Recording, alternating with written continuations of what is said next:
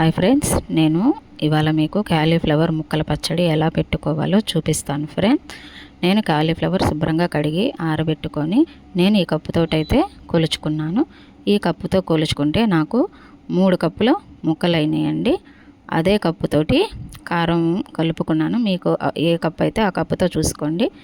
నేను మళ్ళీ అదే కప్పుతోటి నేను సాల్ట్ అయితే యాడ్ చేసుకున్నాను. అవి యాడ్ చేసుకున్న తర్వాత 2 టేబుల్ స్పూన్స్ ఆవపిండి, 1 స్పూన్ మెంతిపిండి వేసుకున్నాను.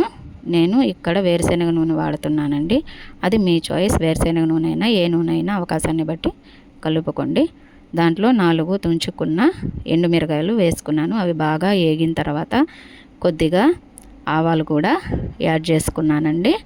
అవన్నీ బాగా ఆవాలు, ఎండుమిరపకాయలు అవి వేగిన తర్వాత జీలకర్ర యాడ్ చేసుకున్నాను.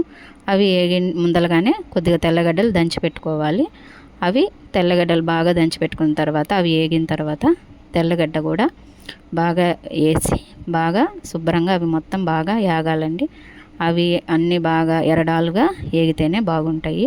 అవి వేగిన తర్వాత చల్లారబెట్టుకొని అన్నీ కలిపి పెట్టుకున్నాం కదా ముందలగానే, వాటిల్లో ఇవైతే శుభ్రంగా కలిపేసేసి బాగా మిక్స్ చేసేసుకోవాలండి. శుభ్రంగా బాగా అన్నీ మొత్తం అన్నీ ఒకదాన్ని కలుపుకున్న ఇవన్నీ ఇంగ్రీడియంట్స్ మొక్కలకి పట్టేయాలి. అవి బాగా కలిపిన తర్వాత మనకైతే 1 రోజు 2 రోజులు ఒక రోజు అయితే సరిపోయిద్దండి. ఇలా కలుపుకున్న పచ్చడిని మరుసటి రోజు తింటే బాగుంటుంది.